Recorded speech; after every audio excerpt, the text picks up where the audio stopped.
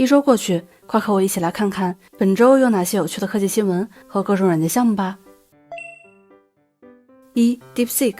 本周的科技头条基本上还是被 DeepSeek 霸占，但基本上已经没有太多新内容了。随着营销号和麦克势力以及其他混淆视听的势力吃完流量之后渐渐退场，一些事也逐渐有了正确的结论。首先是春节期间传得沸沸扬扬的黑客大战，我在上期视频里面已经判断此事虚构成分较多。本周多个自称是红客联盟的账号和论坛发布声明，称未曾收到任何来自 DeepSeek 的求助请求，也从未与其有过任何形式的合作或关联。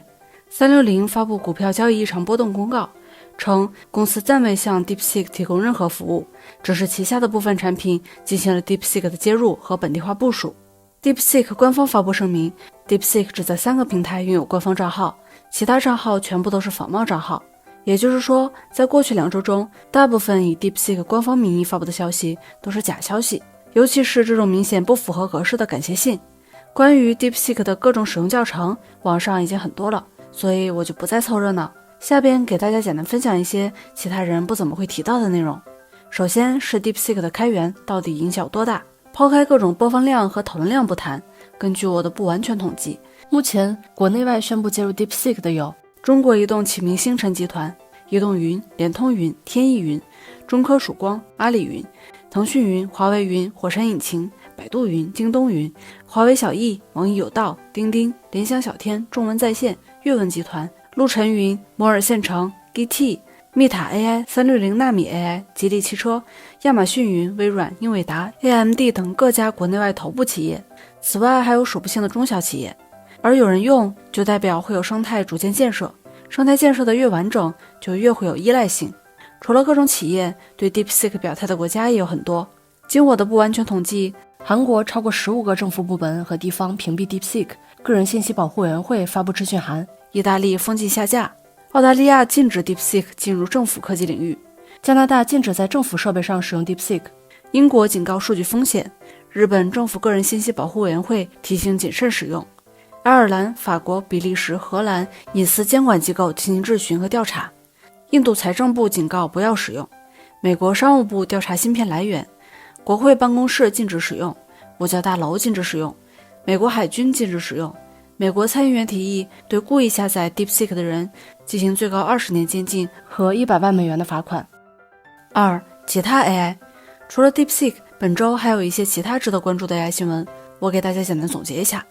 首先是 OpenAI， 应该是受到了 DeepSeek 的影响。本周 OpenAI 突然宣布 ChatGPT 的搜索功能将不再需要注册和登录，人人都能使用。OpenAI 上线了 Deep Research 深度研究功能，该功能主要的作用是复杂信息查询与分析，它会自动从多个网站和各种信息来源搜索大量信息，进行整合和分析，整个过程需要5到30分钟时间，最后输出一篇超长的文章。在号称人类最后考试的题库中， Deep Research 正确率为 26.6%， 比 O3 mini 高出近1倍。 OpenAI 在 O3 mini 中公开了此前一直藏着掖着的思维链，现在用户可以更加直观地查看 AI 的思考和推理过程。但和 DeepSeek 直接公开全部思考过程不同， OpenAI 目前的这个版本仍然不是最原始的思维链。 OpenAI CEO 奥特曼在 Reddit 一个讨论帖中称， OpenAI 站在了历史错误的一边，他们需要找出不同的开源策略。谷歌更新了 Gemini 2.0 系列模型，上线了 Pro、Flash、Flash Lite 3个型号。目前 Pro 模型和此前发布的 Flash Thinking 模型已经在 APP 中上线。根据谷歌官方公布的成绩，新发布的模型大幅强于旧型号。在 Chatbot Arena 排行榜上，新模型均跻身前10， Flash Thinking 和 Pro 甚至拿下第1和第2。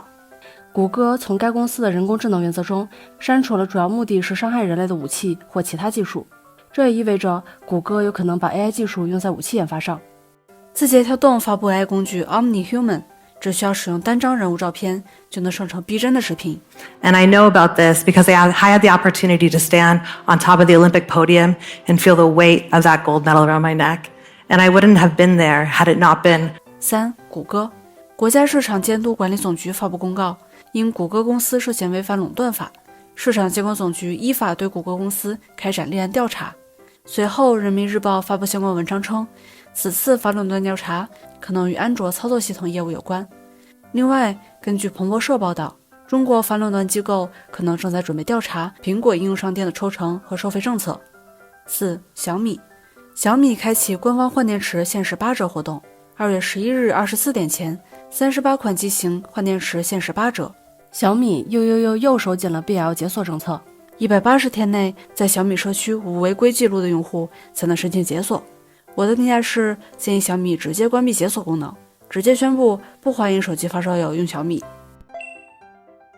1. 微信最近在内测一项新的功能，仅提醒朋友与我的互动。收到内测权限的用户可以在我的朋友圈右上角3个点消息列表、消息管理中打开。打开此功能之后，只有直接与自己有互动的朋友圈内容才会有小红点提醒，而不会像之前那样把共同好友之间的互动也进行提醒。2. 其他小道消息，因打包后的 SDK 过大，一名网友在 GitHub 痛骂腾讯，并提出指导意见，引发了无数程序员围观。英特尔在和欧盟委员会的长期反垄断纠纷中取得胜利，获得了 5.1 亿欧元的赔偿。我的评价是，英特尔用实力证明了自己根本没有能力垄断。高通称 ARM 公司已撤回终止双方许可协议的威胁，高通可以继续使用 ARM 的技术。知名友好脚本网站 Greasy Fork 目前已经被强，在中国大陆无法访问。1. AI， 本周有2个值得关注的开源 AI 模型，一个是阿里新开源的千问 2.5 Max， 这是一个使用超过20万亿 token 的预训练数据训练的超大规模 MoE 模型。该模型在非推理模型中拥有非常强的竞争力，是目前顶尖的级别。第二个模型是 S1， 根据团队论文称，该模型仅花了50美元训练，就达到了和 OpenAI O1 和 DeepSeek R1 相似的水平。但需要注意的是，它并不是从头训练的，而是使用千问模型进行微调。2. Awesome DeepSeek Integration， 这是 DeepSeek 官方团队维护的一个开源项目。在这个项目中，列出了几十个得到官方认证的可以和 DeepSeek 进行集成的软件和项目，涉及聊天、论文阅读、笔记、翻译、微信接入、代码等各种功能。对 DeepSeek 感兴趣的可以了解一下这个官方库。3. Files， 这是一个 Windows 上开源的文件管理器。Windows 的官方管理器都参考了不少它的设计。它拥有多标签页、多面板、大标签、网盘集成、Git 集成、预览面板等等功能。如果你感觉电脑自带的资源管理器不好用，可以尝试一下它。根据百度百科的介绍，红客联盟成立于2000年，随后在2004年解散，2005年重新组建，1个月后又解散，2008年再重组，2011年又一次重组，2022年再次解散，随后又改名为红客联盟。在某平台上能搜到的带着红客联盟旗号的账号都不下5个。在各大平台自称是红客联盟，并且互相之间毫无关联的账号更是数不胜数，号称自己是红客联盟官网的网站也有很多。由此可见，红客联盟并不是一个组织，而是只要宣称自己是红客联盟就可以是，并且目前大部分的红客都在从事卖课行业，所以我个人建议，如果以后看到正在发生的红客联盟故事，一律视为编段子、写小说。